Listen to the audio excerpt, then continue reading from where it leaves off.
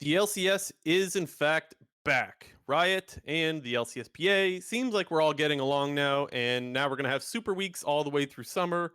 Although we were pretty sure LCS was gonna happen, we weren't 100% sure that it was gonna happen. So this is kind of like a sigh of relief moment. And fortunately, things went the way most of us were hoping it goes. And then obviously we have to discuss who won the negotiations. We will get into that this episode. We'll talk a little bit about the double lift and I will dominate stuff, just so we're not ignoring it, even though it's not like huge drama. And then we got some disguised toast stuff to talk about, some quick news, lots of stuff. We're going to revisit the power rankings, all of this in episode 128 of the Clown Fiesta podcast with Blue Jay and JNT250. Jinter, let's start with who won the negotiations. I'll give you the first word on this one. Well, do we want to read them all out first or give our Uh, opinions first? we can go one by one if you want to do that. There's no specific way we have to do it.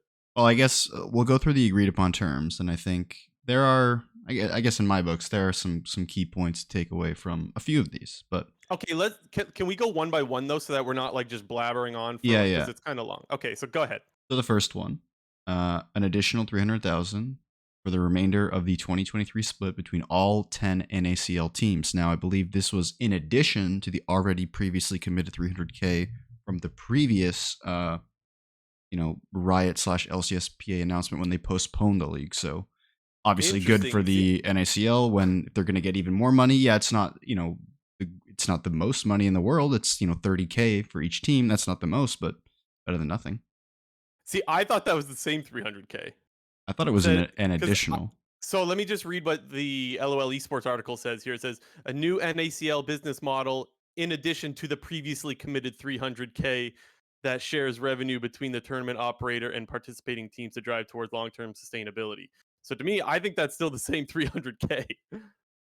I want to go see what, I guess thinking of that now, I got to see what the LCSPA, what their wording was. Yes, And and maybe I and got this is baited. the part. This is the same thing that happened. Oh, not the exact same thing, but this is almost the same thing of what happened the first time when the LCSPA put out their demands, and there was some confusion. Now we've got two different articles with two different wording, I guess. But to me, it's still the same 300K. But like, it's I don't know. I guess it's better than nothing. It's just like they had already committed to this, you know. Yeah, I guess I don't know. In the wording of the LCSPA tweet, it says, "Here's a summary of the agreed terms since our walkout vote." So when they say since our walkout vote, I guess I kind of assumed that to be after the fact. So like these are all This terms that weren't previously agreed on, so these are new terms. So maybe it is the same thing, but once again, I think the language is a bit not the which greatest. comes to about 6K per player, honestly, over the course of just summer. So that's like technically it would be like 12 grand a year per player for NACL. It's not a lot. Let's be frank. It's not a lot of money, but it's better than nothing, right? So to me, this isn't anything crazy. The second one was 50% of all future NACL sponsorship revenue will be shared with the NACL teams. You and I were kind of talking before we went live about this, about like, well, how much is the NACL sponsorship revenue to begin with? Probably not that much. But this it kind of same as the first point. It's like it's something, even though it's not very much. Again, honestly, what do you Yeah, think? I did like a quick little comparison between an average NACL game and then an LCS game because obviously the majority of people who are listening are avid LCS viewers and watching the LCS each week, you know that there's a certain style of how they integrate the sponsorships into the broadcast.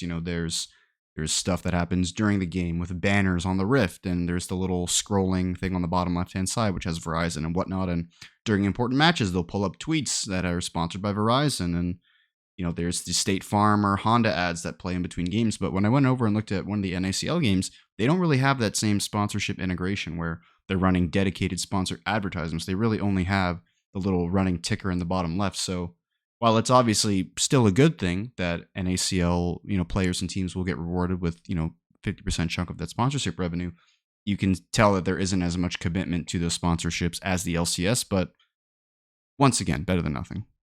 Yeah, and then the next one is NACL has a team participation agreement in 2024. So I guess that's like to me this was like an understanding that like teams have to sign something to be like this is how we're going to treat players, like this is how we're going to treat players fairly. So this to me was a good thing, although I still don't have a full understanding of exactly what this means because I've never seen a team participation agreement, and so I don't know exactly the wordage that is in these agreements. Yeah, I kind of both this point about the team participation agreement and the last point, which talks about the memorandum of understanding between the LCSP and Riot. To me, those feel like moves that were created to sort of identify or create a paper trail for the actions that have been going on of all these decisions that get made. Because I think one of the problems that we've seen throughout this entire process of the LCSPA versus Riot and the continued back and forth is there is really no concrete, picture in terms of how everything went down, how it was made out to where teams and players, well, I guess I shouldn't say teams and players, but players were really kept in the dark about this whole thing up until it actually happened. And it feels like both this point about the team participation agreement and the memorandum of understanding that we are getting a much more defined, system for these conversations and for these operations to take place. It's not something where the ball is kind of all in Riot's court here, because at least that's what it felt like both now and in the past. It was kind of up to Riot to make these overarching decisions, and teams kind of just went along with it. But it does really feel now like this will be a bit more of a collaborative effort, and we will sort of be able to identify certain individuals or certain teams and or players who could potentially be behind a lot of these pushes for change, whether good or bad. Yeah, I agree. And there's four more points that we're going to get through real quick, but I think they all point to the kind of idea that you're getting at, that like it feels like Riot is respecting the players a little bit more. By evidence of, in this one, the next one, it says minimum 30-day severance for severance pay for termination without cause for any player earning up to 1.5 times league minimum salary, which I did the math is about 112 grand or 112.5, plus 15-day notice for any player competing on a visa. So that is also very good, especially for players. What I like about this, and I think there's another one later with in terms of like healthcare. What I like about this is it shows the LCSPA rather has said multiple times over the last couple of weeks that like they value import players, and like this isn't just about the North American players. This is standing up for all the players within the league, and I find these things are proof that like, hey, yes, we do value these import players, and we are fighting for them as well. So that's what I like about those two, the those two little small things. Yeah, and a lot of this point, audibly from the players that we heard is that, especially with the sort of notion of team houses going away in the LCS, pretty much every single team no longer has a team house except for Cloud9. The majority of players who come into the LCS, whether you're a new player or a returning player, most of these people are locking themselves into housing for up to a year. And it Mhm. can be very difficult for some of those players if the rug sort of gets pulled from underneath them very, up to, during, or at the end of a split. So obviously, getting a 30-day severance pay for termination without cause for all players who are around the minimum salary area, plus 15 days for all import players, regardless of their salary situation, is obviously going to make the players' lives a little bit easier and hopefully gives them that little bit of extra security and sort Yeah, of. it's like a little bit of a safety net. Exactly. Hopefully, it can maybe push their focus to fully beyond their play and their profession if they are at all worried about, their living situation or what their future might look like. Yeah, and I'm just going to skip one. I'm going to skip one ahead here to the next one, that is teams take action to ensure all foreign players have mandated healthcare available to them when they first arrive in the US. That's the other one that I was referring to that is good for import players. Again, just another example of the LCS PA standing up for all players, not just the North American ones. And then where was the one that I skipped here? Number 5. Players and teams share equal representation on a committee to determine any future changes to the practice schedule. There was, for those that don't remember or didn't know, there was a lot of discussion about practice and scrim schedule this year. They've been trying out different things, and it seems to be pretty split on the players' opinions. It feels like the players will have more of a say into what the schedules look like, rather than what seemed to have happened was they decided a new practice schedule, and then the players are just like, "Hey, not all of us like this." That's the sense that I get anyway. That's seemed like the same sense I got Yeah. as well. And then the last one, which to me, I think this is probably the biggest one of all, is Riot and the LCSPA will sign an MOU, so a memorandum of understanding, that establishes meetings and notice parameters to ensure all parties are aligned before any future decisions are locked and communications are made. Now, to me, this was one of the biggest reasons for the walkout in the first place. I know it was getting rid of the NACL that really was like the straw that broke the camel's back. But to me, it was that Riot was making these decisions without the players' involvement or say at the table, which to me, that's what this MOU is supposed to. It's supposed to tackle that issue, and to me, that's one of the best things that the LCSPA is getting out of this whole list. To me, that's the biggest. Even if most of these things are very small, that's the one that I think is like Riot and the players and the teams coming together to be like, okay, this is where we messed up. Let's make sure this doesn't happen again. Yeah, I think both this point and the third point, probably in my books, were the two most important because it just sort of solidifies what has already been existing in a much more official and I guess I'm trying to think of another word for it, but it just feels like it makes everything official. You know, things are going to be documented, things are going to be noted, people are going to be held responsible. There are going to be ways to ensure that things like this do not happen anymore unless it is the collective decision of both Riot, the teams and the LCSPA. Right, right.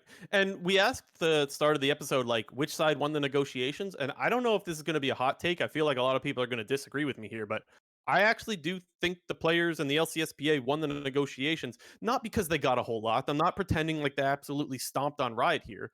But to me, they didn't really give up anything. Maybe I'm missing something. They suspended the league for 2 weeks, but got some stuff out of it. Whereas if they didn't walk out, like I guess what I'm saying is, what did they lose by walking out? Not a whole lot, or did they lose anything? Am I missing something? I think the main thing to point out is that there are two different timelines that are going on here. If we want to start one, the timeline of being from before this announcement was even made, yes, obviously the players didn't come out on top because the NACL got destroyed. It didn't get Yeah. completely destroyed, but 7 out of the 10 teams pulled out.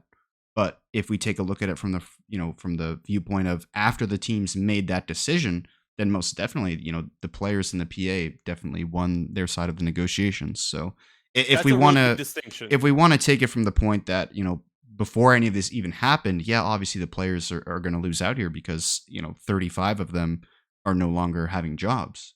But teams went ahead and made that decision already. That is not something that the players had any influence on.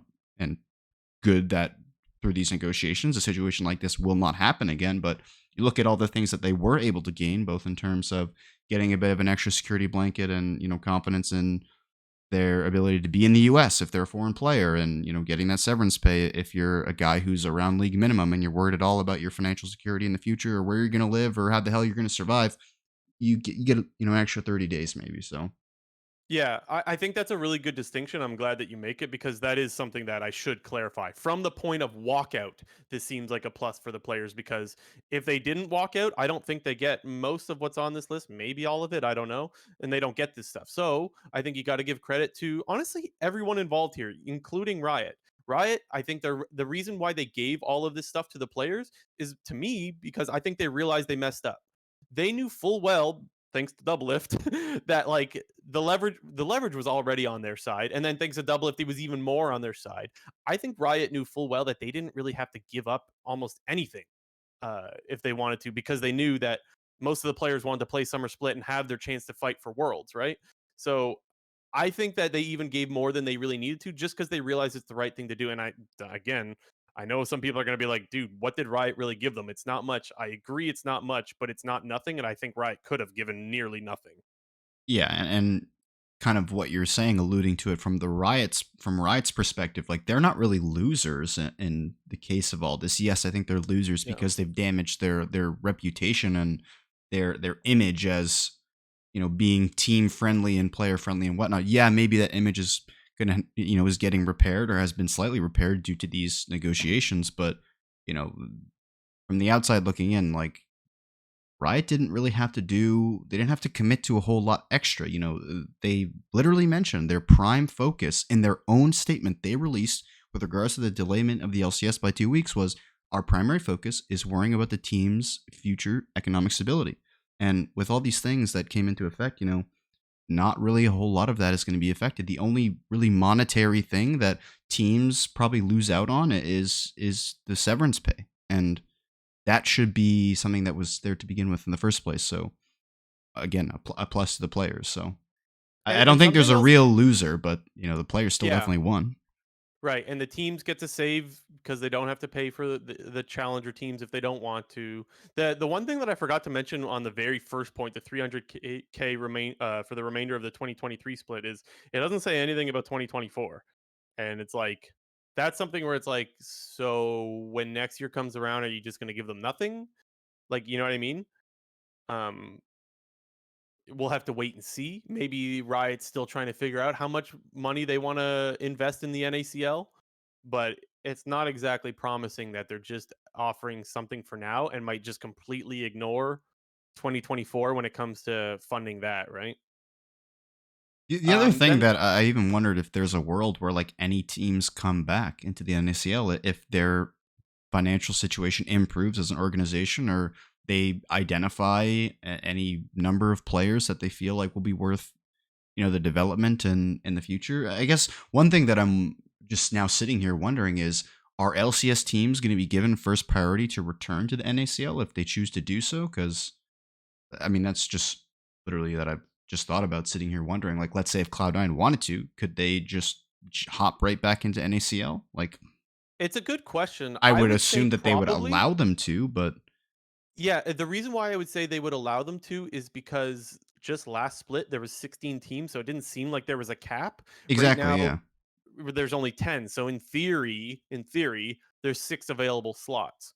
Now, I don't know if eventually, let's say, uh, paying for players to play NACL gets super super cheap because all the players start going remote, right? And the servers now are in Chicago, so people can play from home wherever the hell they are. Maybe it gets like super affordable, and like it's incredibly worth trying to go for those players because you could sign them to minimum contracts if they do make it to the LCS. Maybe you have a bunch of teams trying to get in, and now all of a sudden you have like 20 teams in the NACL. I'm not saying that's going to happen. I'm just saying it's possible. Then maybe they're looking to like cap the amount of teams in the NACL, but it feels like for now there's no rush to cap the number. And so my guess, again, just a guess, would be that Cloud9, if they wanted back in, they probably could. And the same goes for the other LCS orgs, I would have to guess.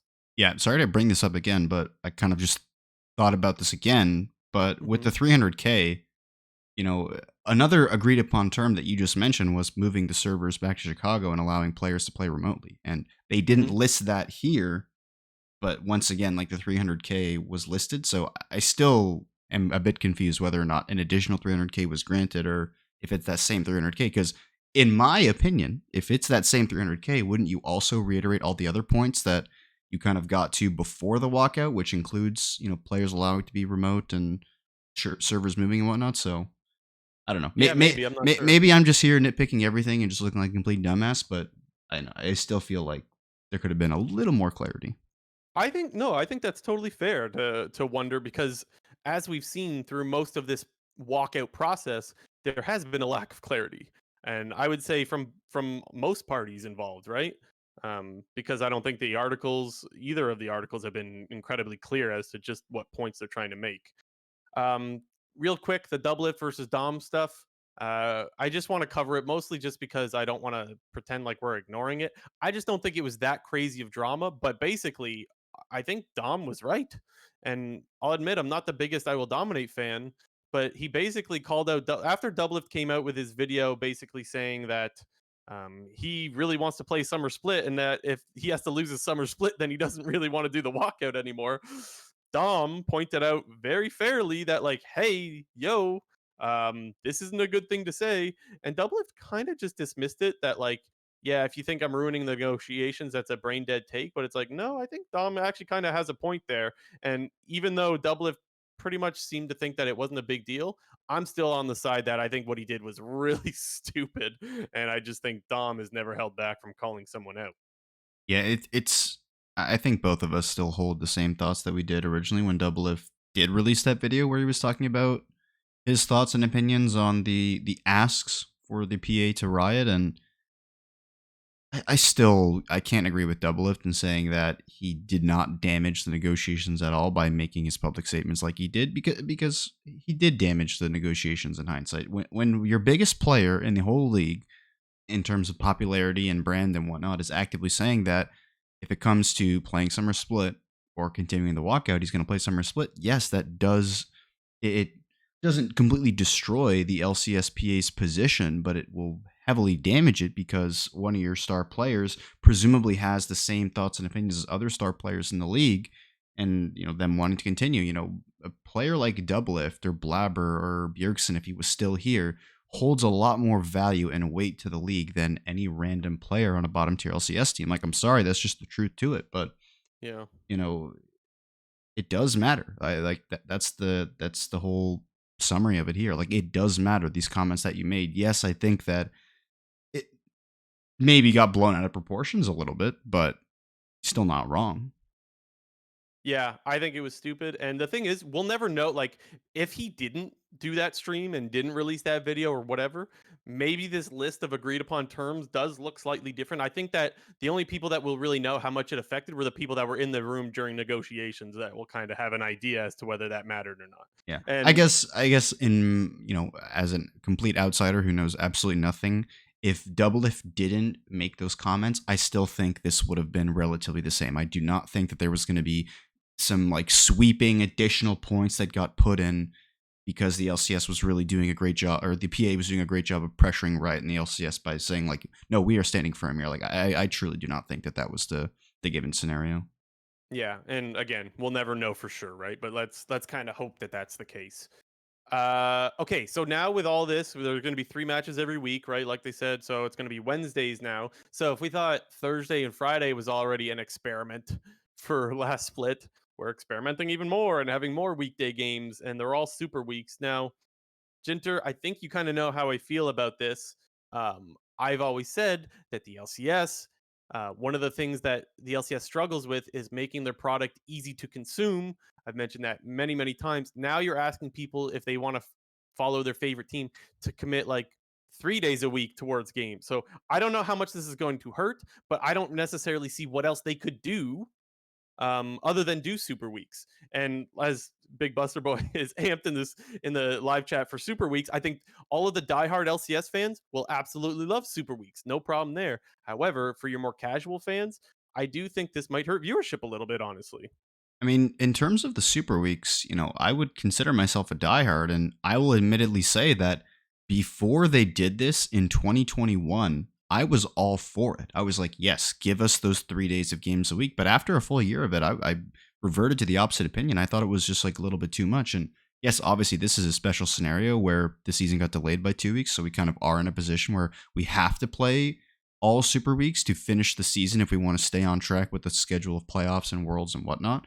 So I don't have a problem with them being super weeks because that's the situation that we're in. And but Yeah. when it comes to would I prefer all of the weeks to be super weeks or just what we've had in the last year and a half, I would choose what we've had in the last year and a half. But I am a little bit surprised that the LCS and Riot didn't take the opportunity potentially to implement the LEC regular season, the LEC split just as an experiment. I feel like we'll probably reach this point again come the off season post Worlds, where we introduce the conversation of should the LCS adopt the LEC, new format for their entire league, because there was a lot of talk about that after LEC Winter happened and after LEC Spring happened, and I feel like we're going to have that same conversation once again after LEC Summer happens and the big mega playoffs that they do after. So I was a little bit surprised that they didn't take this opportunity to experiment and be like, okay, well, let's just play like the single round robin, group stage playoffs. I thought that would Yeah, also see, fit better within their timeline because the LEC season, they've been shorter than the LCS, and it kind of just felt like the perfect time to put that in, implement that in. I would have to think on it more, but my instincts are that even though I agree with you, whereas like I don't like the super weeks that much. I actually prefer the way we did it, like you said, over the last year and a half. I think taking away half of the games would make it a little bit worse, I think is my instinct. Like I wouldn't want to watch a round robin of just um uh every team plays once and then one of the teams just gets, the boot. Or two of the teams rather just get the boot if they have like a rough start to the split. So you're telling me Especially you want to see more Dig and Immortals games? That's not here's the thing, it's not necessarily digging immortals. It's a fair point, but it's Oh not yeah. necessarily digging immortal. Like, what if the MSI hangover has a really bad effect, right? And now there's 2 teams that could possibly have the MSI hangover. Oh, that's That interesting point.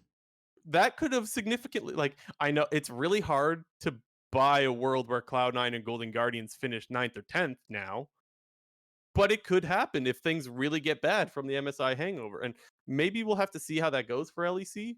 Um, the weird thing is LEC is still starting after the LCS, eh?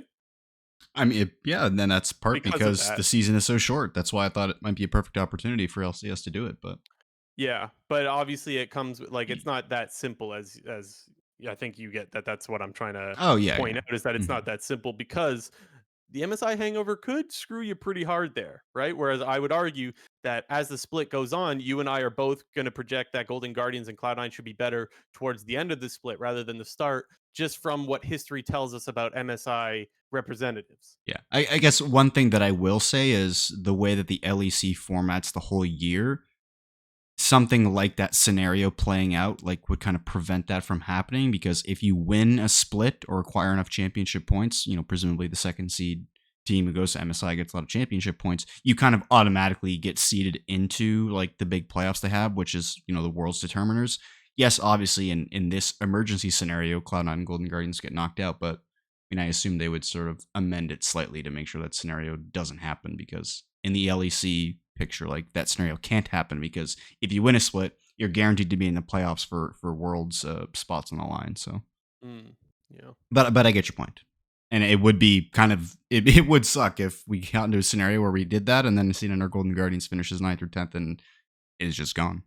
Well, and maybe we see that happen in Europe now, right? Like I don't know. I'm And not maybe it's not like out of the realm of possibility. I'll tell you that. yeah, and I feel Especially like with Mad Lions, like they were, what were they? They were ninth in winter, or like eighth or something. yeah, they're like you don't know what you're getting out of them. They could be all of a sudden really good and they could be all of a sudden really bad. Like that team is so like also might just be a product of Europe. Like any team could beat any team in the LEC it feels like, whereas like I just don't really see Immortals beating Cloud9 on the regular for example. Um but yeah.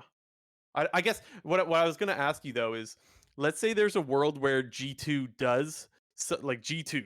I know this is crazy, but where they do somehow finish ninth or 10th and they get knocked out. Do you think the LEC runs back the same format next year?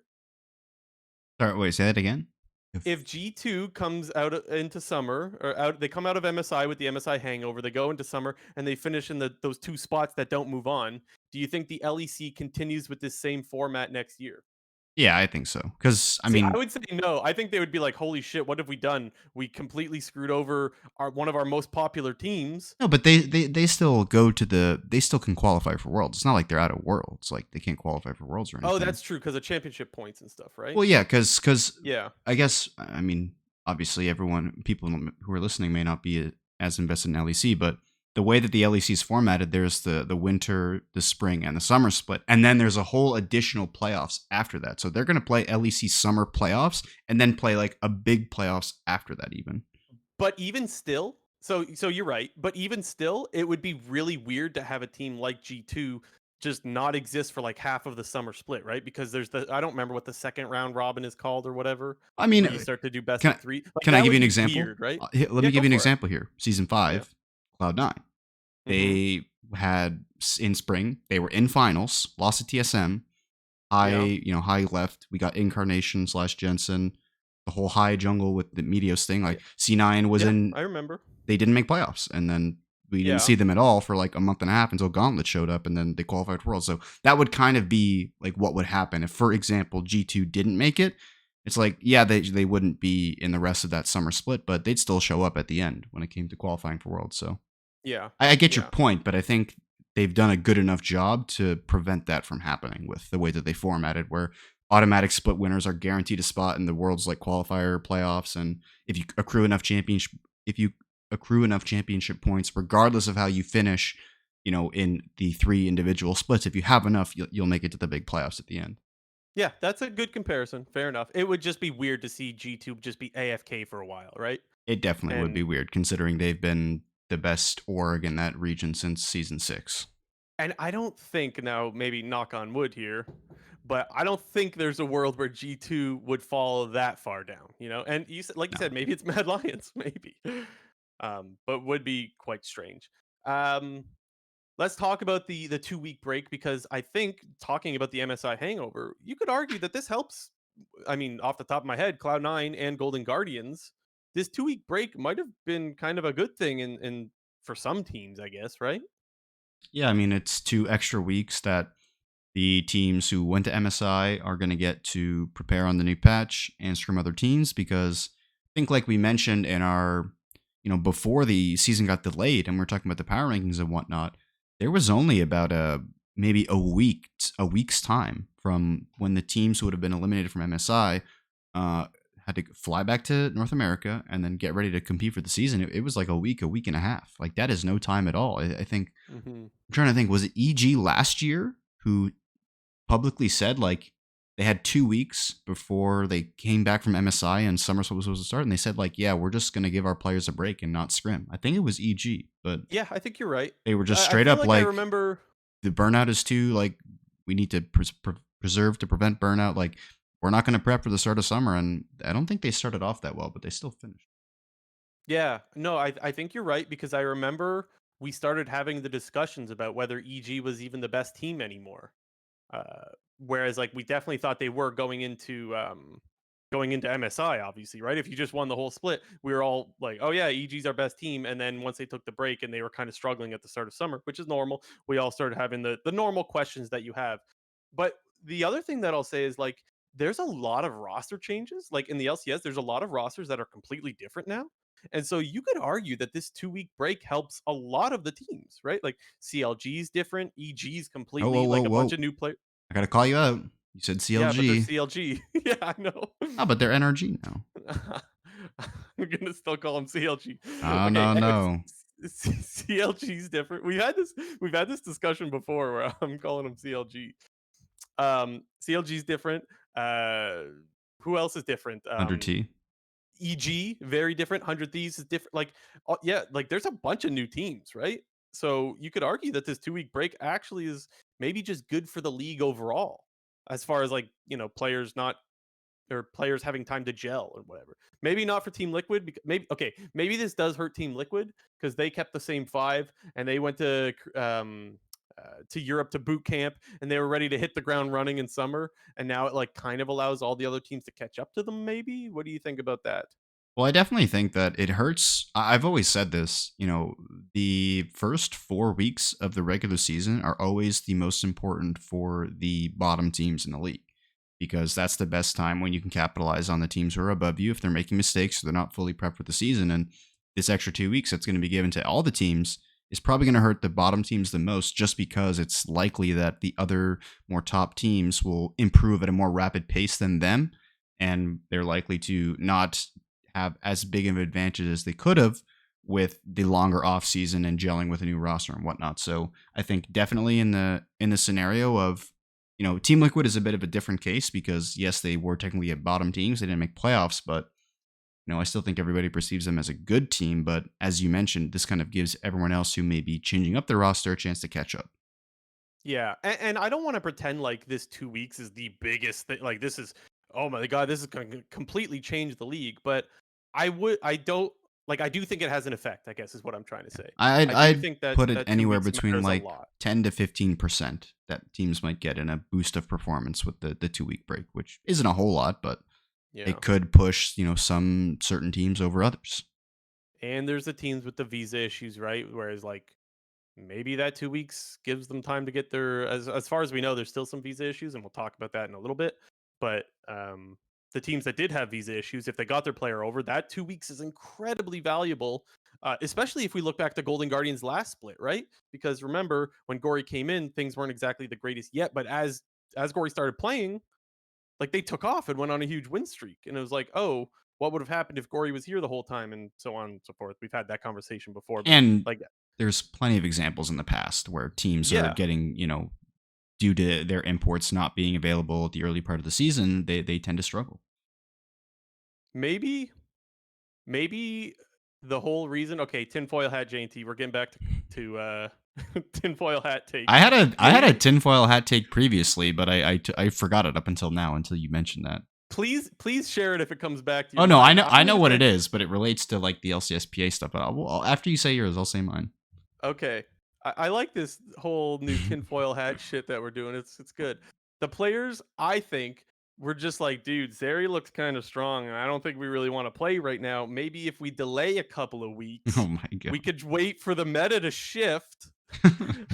Because in the LCK right now, man, it's Zeri again, it's Yumi again, Annie is in every game. Like the meta is dull, and I know we don't want to do a deep dive into the meta discussions, but like, bro, Yeah, I uh, was I was dead wrong on my prediction of the meta being switched up, specifically bot lane, because bot lane is just the same fucking thing.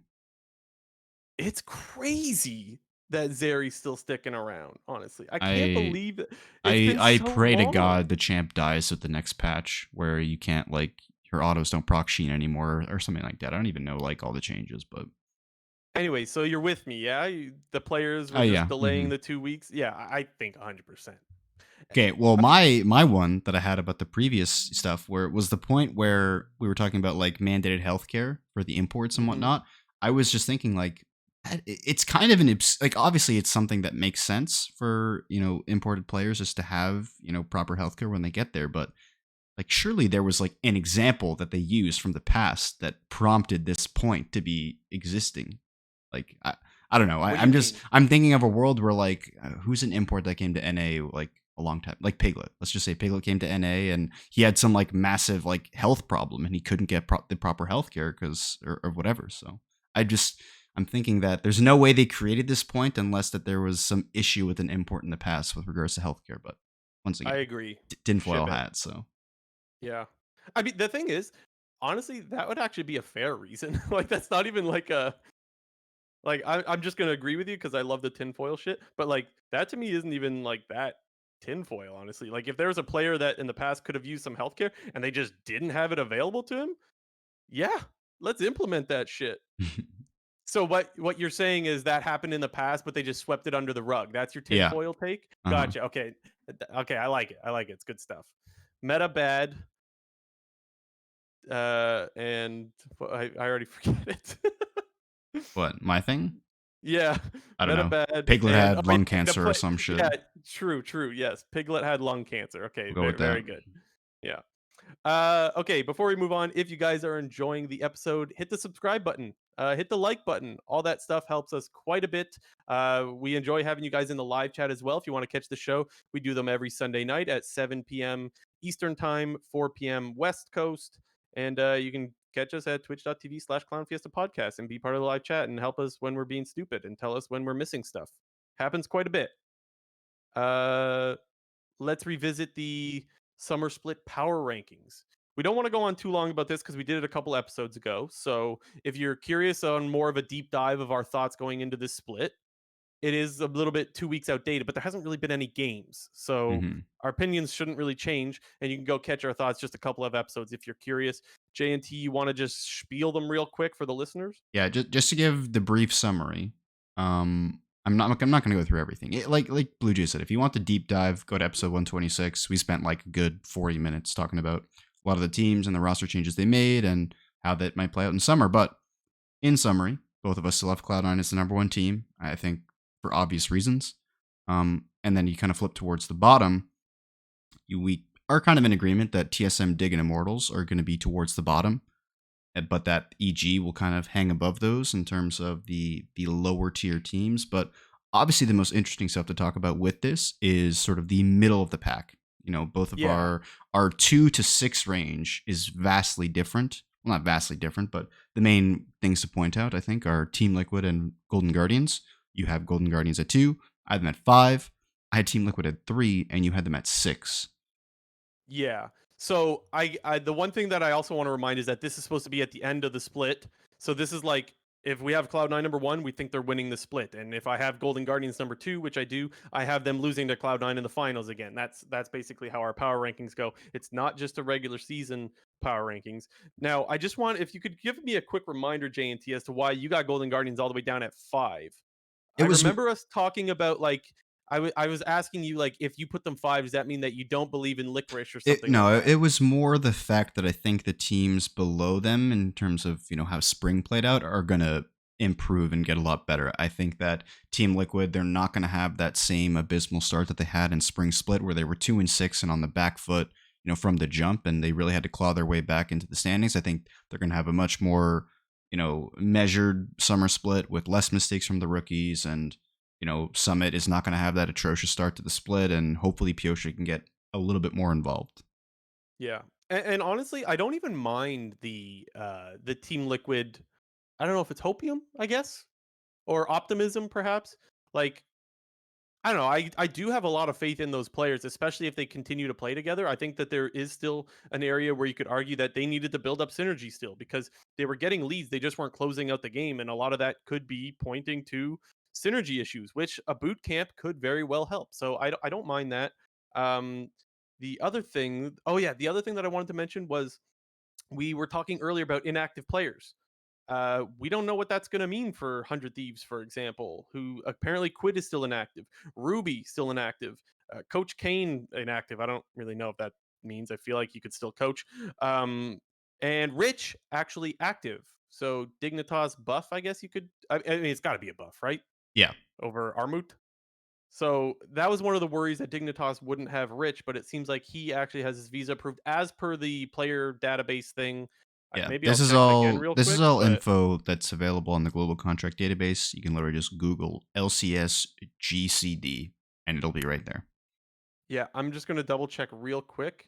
So Ruby still inactive, Quid still inactive. Yeah, Hmm. so nothing's really changed on it. But interesting to see if Quid or Ruby or Kane or any of those players, if they're not there to start the summer split, once again throwing it back to the 2-week delay. Think of how bad it would have been if the season actually did start on June the 1st Yeah, for those true. teams and for those players. Yeah, and actually, two other things to add. Dig, they added Svenskeren.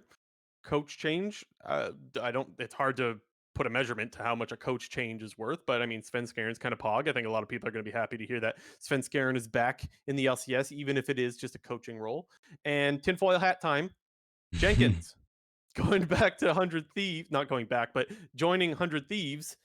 Now, it's weird that they signed a top laner where it's their mid laner that's still inactive on the player whatever thing, right? Oh, I, Now, I remember where this is going now. yeah, yeah. So just by the way, just because they're inactive now does not mean they won't be playing in what is it, 3 days? Like maybe they become active, maybe they're playing. But for now, we'll just assume they're not playing because they're inactive. They're gonna put Jenkins in the top lane and someday mid. But the question that I want to get to is why didn't they sign a backup mid laner? And you know why, J&T? This is because they needed to sign another top laner to get Someday back to his Someday of last year when Tenacity was right behind him. Yeah. We keep saying, and we say it tongue in cheek, but we kind of, I don't know, we're half memeing, half serious. Having someone fight for Someday's spot might be the reason why we saw Someday have such a good year last year. To me, 100 Thieves is 5 head, and they're saying, no, we're not going to sign a backup mid laner. We're going to sign a backup top laner. And while Quid is out, we'll send like Someday mid, and we'll have Jenkins pop off in the top lane. And then once Quid comes back, Someday's like, oh no, I gotta fight for my spot against Jenkins, who's popping off in the top lane. This is the plan, and I think 100 Thieves is well on their way to having. Maybe I should bump them up from fourth to like second. As it goes for our outlandish predictions, this is definitely the most like on point one that could be true. Yeah. I don't know. Anyways, thank you, 100 Thieves, Mhm. for making things interesting. Okay, on a serious note though, isn't that weird that like they signed a backup top lane? Maybe Jenkins goes mid. I don't know, but like I know that there's a bunch of mid laners that just lost their job. Wouldn't you think that they would sign a mid laner real quick? It is definitely weird. I'm just like I'm looking him up just to see if he ever played mid lane at all. No, he's not. He's always been a Like top. whatever happened to their like even just guys that were previously on 100 Thieves, like Ryoma or Yeah, get Saligo or whatever. Ryoma back in there. Get him up in the Where are these mix. guys? Dude, Ryoma, he subbed in for EG once and he was better than than Jojo. Yeah. If Papa Smithy was still on 100T, we would definitely Ryoma would be getting in there as a sub for sure. Fair point.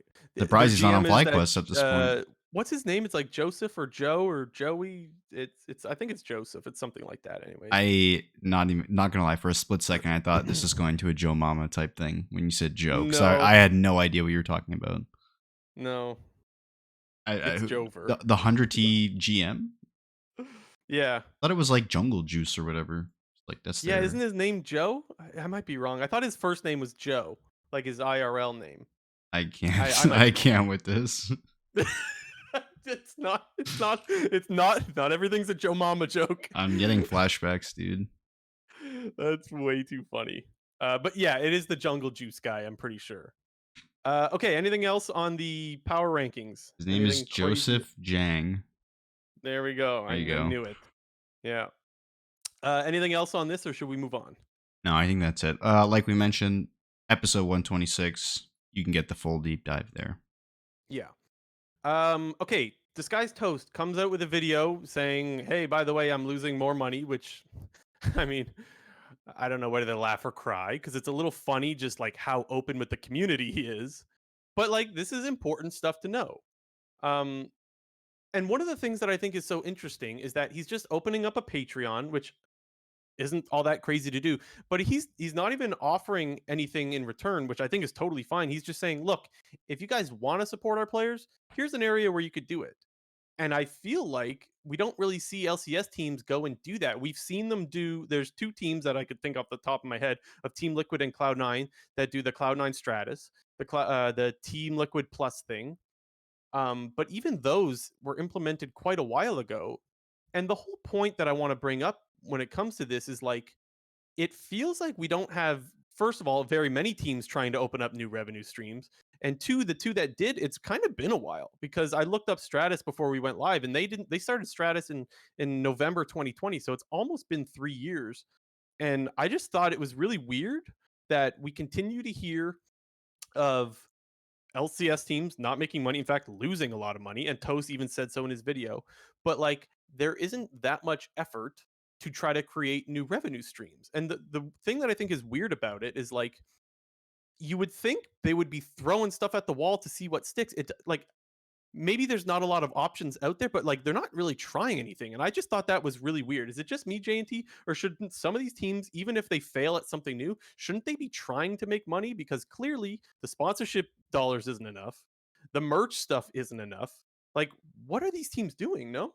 Well, on the merch point, I think Toast had a really good point where he wanted to maintain, this isn't verbatim or anything, but he basically said like the whole point that his philosophy with merchandise is quality over quantity type of decision making. Like he doesn't want to Hmm. just release merch just to release merch. He even said it specifically with DSG. Like he could have just made yellow T-shirts and hoodies, slapped the DSG logo on it, and it probably would have sold like wildfire. And he's probably right about that. But it did make it sound like merch is probably something he's interested in the future, and that he will inevitably tap into if DSG is still around next year, which is a good thing because I think a lot of people would buy it, and obviously it's a good way to support the team and whatnot. But I wonder what it kind of looks like from the team perspective, because we definitely know that a lot of these teams are struggling when it comes to their finances and their ability to field competitive rosters and have enough money to run and operate their organization. Obviously those funds seem to be running low and or are in the negatives because just with the evidence of getting rid of the NACL. So I wonder if it's kind of a situation where they are truly hurting so badly that all they are worried about right now is like, cutting off as much stuff as possible to save, enough money. So that's kind of the world where I think that we're in. And I guess it's a pretty scary world, because if the teams can't even themselves try to create new revenue streams, whether that's through their own type of subscription service, merchandise, whatever it may be, something as simple as like, say, hey, I'm going to make a Patreon and you can donate there. Like it must be truly bad, their I economic and situation, if nothing is being done, because it's not like just like you mentioned, it's not like something is being done. Only two of the 10 teams have done something like this. Like there are no additional streams.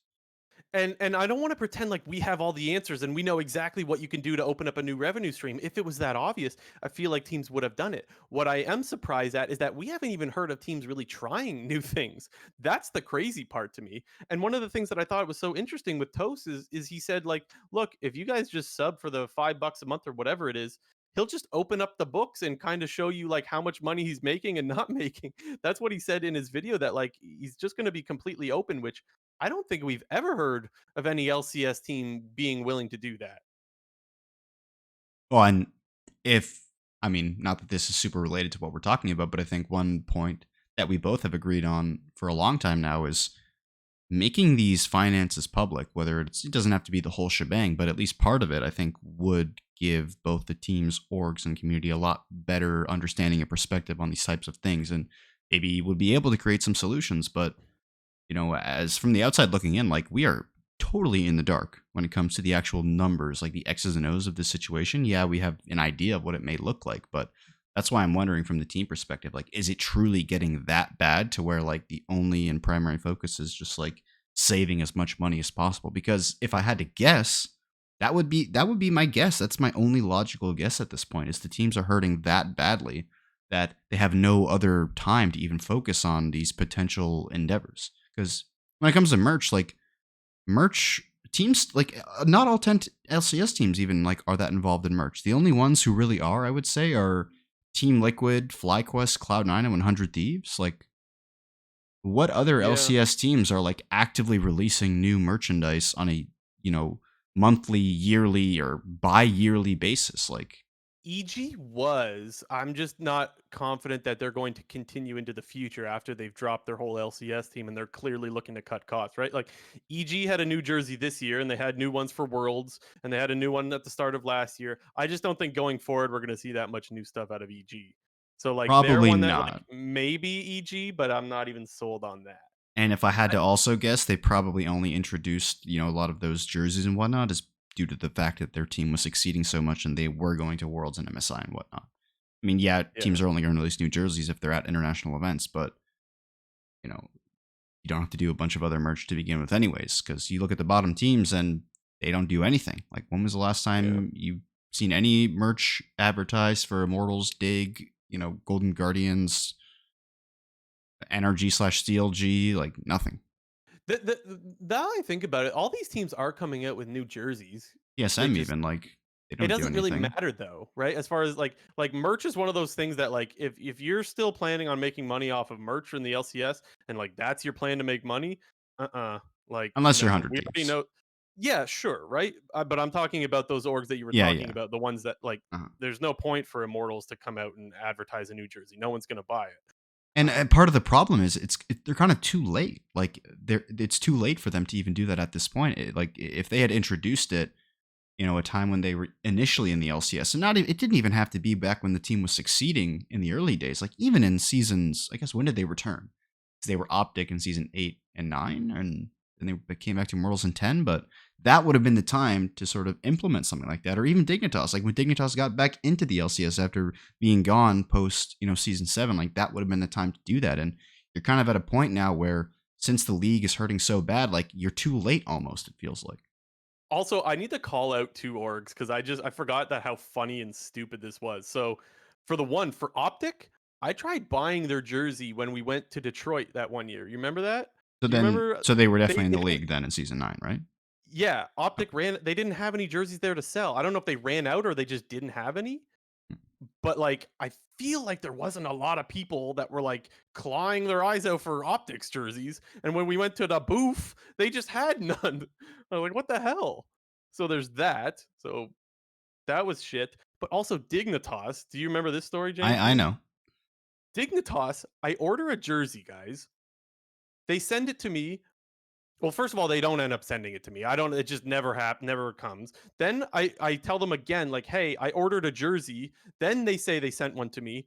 That one ends up getting plucked from my mailbox. So I don't blame them for that. That I just live in the fucking slums, I guess. I don't know. So it literally gets stolen out of my mailbox. Someone rips the door open, steals it.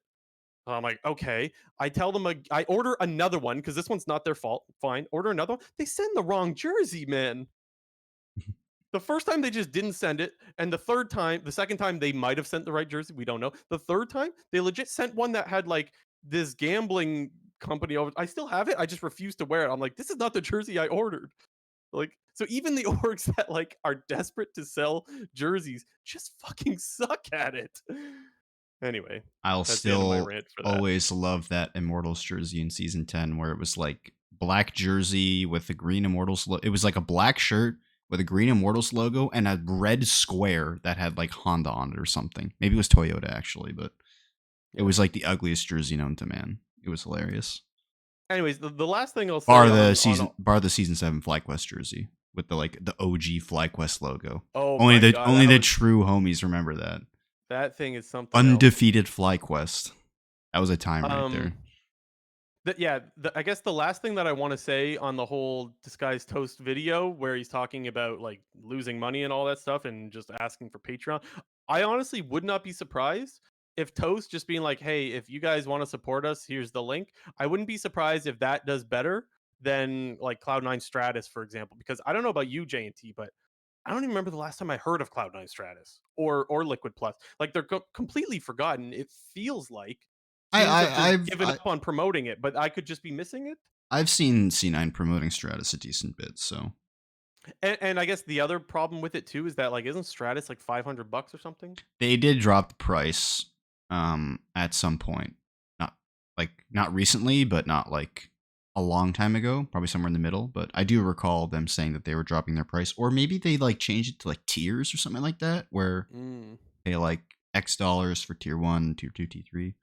And I don't the remember funny thing exactly. is, it feels like I'm targeting Cloud9 and Team Liquid for having something that failed, but honestly, I think they deserve props for trying something else. They're the ones that maybe it's been a couple of years since they tried something, but they tried something. And that's what I can't believe is that we're not even hearing about teams trying. It's almost like they're too embarrassed to fail at something else. Like, bro, if you're losing money, try. Try a new revenue stream. Try something. Try. Yeah, That's the end. mhm. Thanks for coming to my TED Talk.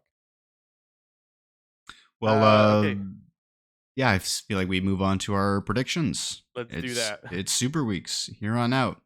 They're back to We 0-0, totally new we split. totally didn't forget to do this in the episode before we knew that there was even a lockout. Like totally just didn't What are you slip our talking about? mind. We just knew, I guess. Like, I don't know. Yes. Yeah.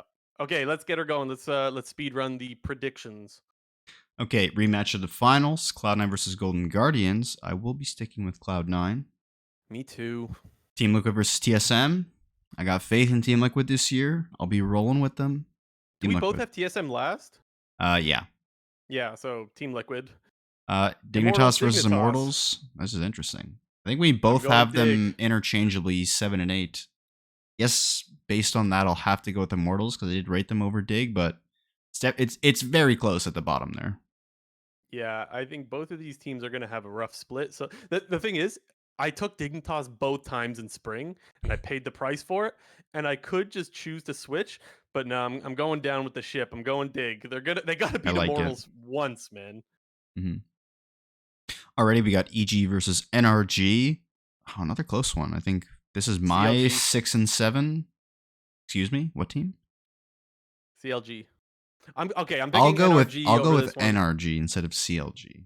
Just Okay. to be Yeah, we both got NRG here. Although I remember you saying when we did our power rankings that like EG is a team that's you shouldn't want to sleep on, right? And I still do agree with that. I just also think NRG kind of buffed their bot lane. Like their bot lane was probably their weak point last split, and I think changing that to what is it, FBI Ignar? Yep. I feel like that's a buff. So I think this team should be better in theory. So I'm going NRG. Then we got FlyQuest and 100 Thieves I'm gonna go with for the last game. FlyQuest. Yeah, I'm gonna go with FlyQuest also. I I got guess trust in Vulcan.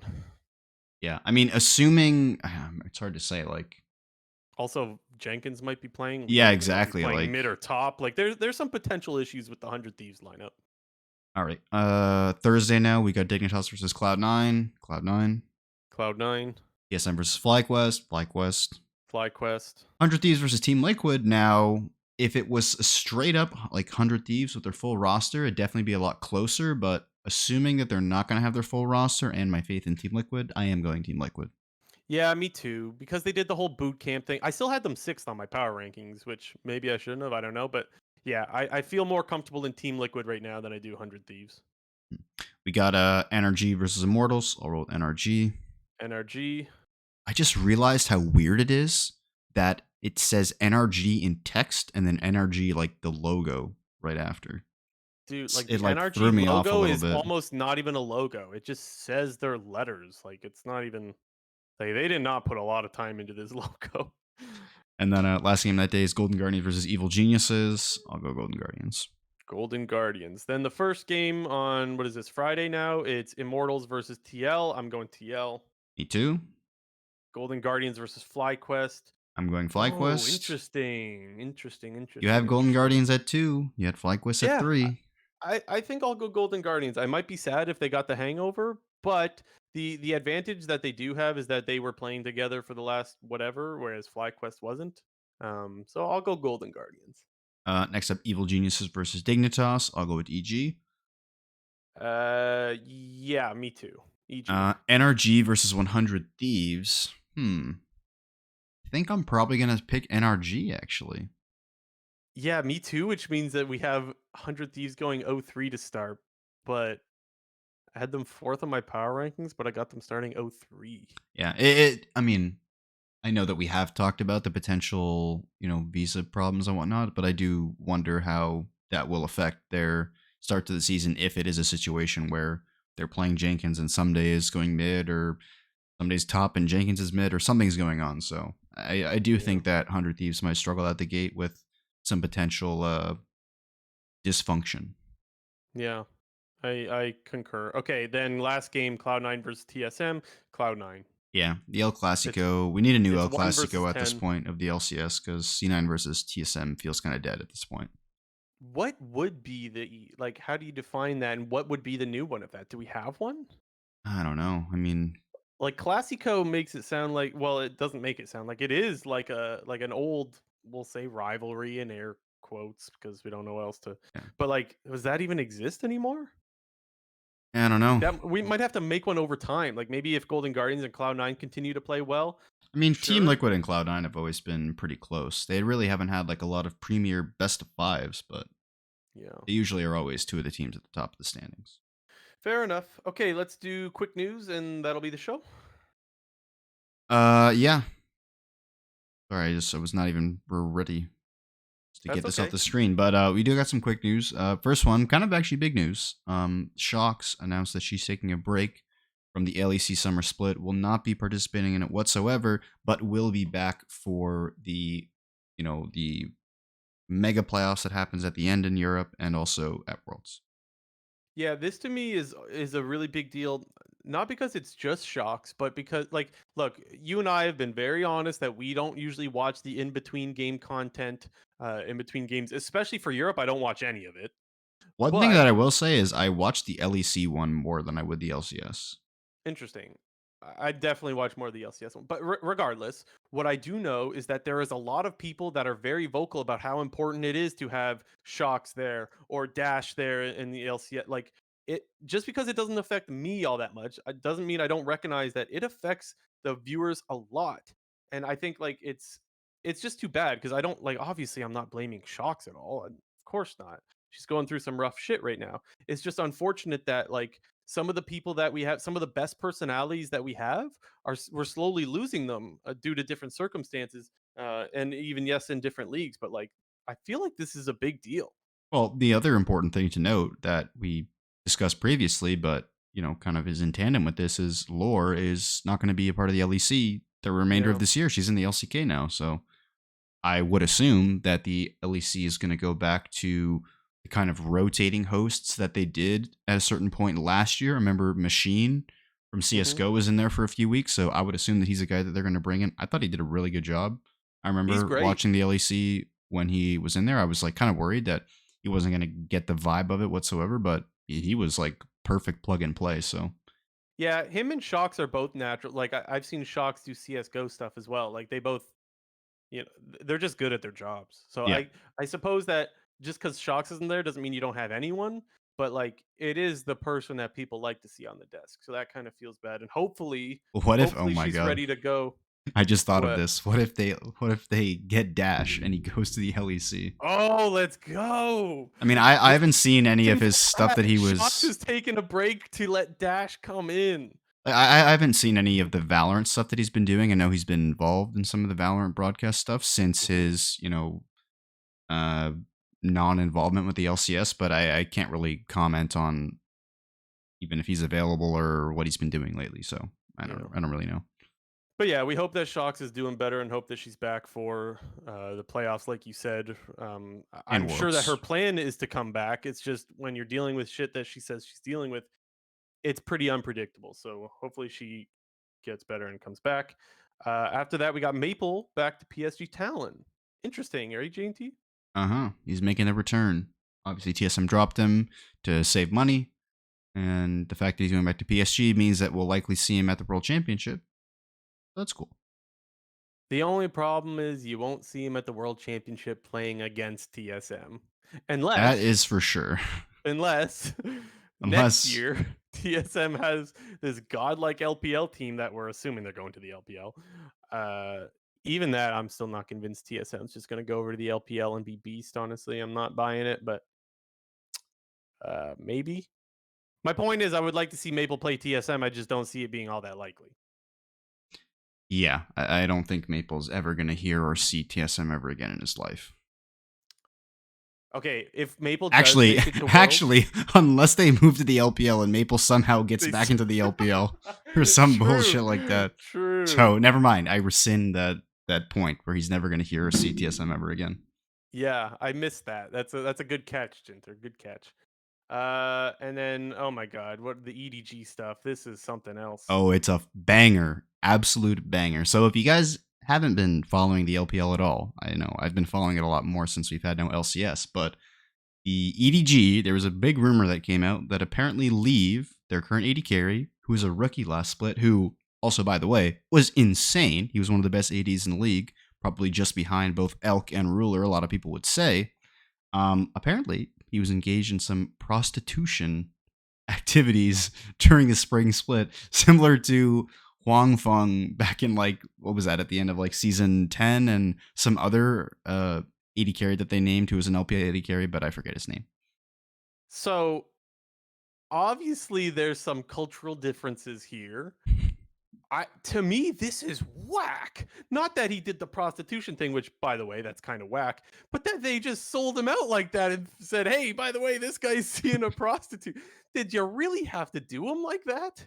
Couldn't they have just said like there's some issues or something? Like, don't get me wrong, we're always asking teams to be more. Uh, I think it was more part because like it got exposed on like Weibo or something. It wasn't that like the team outed him. I think that people just uncovered it. Regardless of who it is, like, don't do the guy like that. That's some pretty personal shit. I just can't believe that like someone saw that and was like, yeah, we gotta leak this. We gotta tell everyone. Poor guy. But with Leave not being a part of EDG anymore, With one door closing, another opens. the GOAT, the LPL GOAT, most people would probably say, Uzi, he's back. He's going to be the AD carry for EDG. They also signed another guy whose name is The Snake, who did play in the week 1 matches for EDG in the LPL, but the plan is obviously to get Uzi in there whenever he's ready. I'm So hoping and assuming that he's not, his wrist injuries have either been improving or, he's able to play the full split and whatnot, because on his time on BLG last year, where he was kind of playing like the super sub role with Doggo in the BLG squad, then it was, I'm assuming, he was kind of like, what's the word? I mean, he was on like a pitch count. I'll use a baseball term for you. To me, it felt like he was on a pitch count where he couldn't actually play or practice that hard due to his wrist injuries, and hopefully that's not the case this time around, and he's actually going to be able to play full time. I love the baseball reference, JNT 250. Guys, this is for our listeners, this is impressive. Dude, it's Coming from because Jinter. okay, my bad. Should have went with minutes restriction or No, that snap was good. count. I liked it. You don't Yeah, whatever. esports and baseball, there's not a big overlap there. Except for you. Uh yes, I'm one of the few. Yeah. And maybe Cubby. We had him on the show one time and I never even made the connection that he was saying he's from Chicago. His name is Cubby. He's probably a baseball guy. Never made that connection, but okay. Yeah, nobody cares about Lamau baseball. LP in the live chat saying that the snake is low key prodigy as well. I know Lamau LP. I know you're an LPL guy. I didn't know Um, about this. I just so I assumed didn't he know about was a this either. shitty sub. So I guess I should assume is the snake an 80 carry? I'm guessing, Yeah, yeah. he is. Just that sounded like that would be fitting. I think that signing is probably like, uh, well, it's backup for a couple of reasons. If the wrist issues are a problem, or if Uzi's just not that good anymore. Like I know it's hard for people to imagine a world where Uzi isn't good, but like even the best of the best can fall off when they're no longer playing at the top level. And I don't know how much Uzi's been playing. So okay, and Lamar LP also saying the Snake was rated at one point as one of the best LDL ADC prospects, LDL All Pro, which LDL is like their academy. So um yeah, to me, stop me if I'm wrong, anyone, but to me, it seems like there's just as much of a chance that this Snake player, the Snake, could be playing just as much as Uzi, perhaps, maybe more. I don't know. Yeah. Maybe either way, if that is the case, then it sounds like they have the short term option in Uzi, and then obviously they can potentially commit to this guy long term. So Yeah, they're pretty doing the decent. 100 Thieves someday thing, whereas you gotta light a fire Oh under yeah, someone's yeah, ass. okay. 6-man roster. I feel like this Uh, guy is like only. Whenever I look at his name, I think of like Snake, like the team that was in LPL, like back in season 5, 6. That was like when I actually watched LPL, but hmm. not that I watched it, but I like followed the league a bit. I like knew the teams and the players, but that their logo was fucking sick, man. It was like this golden like thing that was going on. I remember that team. It was sick. I have no recollection of this.